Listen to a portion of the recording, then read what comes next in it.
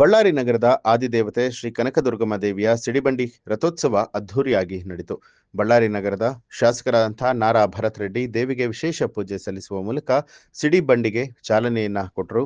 ಮರ ಮತ್ತು ಕಟ್ಟಡಗಳ ಮೇಲೆ ನಿಂತು ಸಿಡಿಬಂಡಿ ರಥೋತ್ಸವ ಕಣ್ತುಂಬಿಕೊಂಡ ಲಕ್ಷಾಂತರ ಭಕ್ತರು ಕನಕದುರ್ಗಮ್ಮ ದೇವಿಯ ಸಿಡಿಬಂಡಿ ರಥೋತ್ಸವಕ್ಕೆ ಬಾಳೆಹಣ್ಣು ಉತ್ತತ್ತಿಗಳನ್ನ ಎಸೆದು ತಮ್ಮ ಭಕ್ತಿಯನ್ನ ಸಮರ್ಪಣೆ ಮಾಡಿಕೊಂಡ್ರು.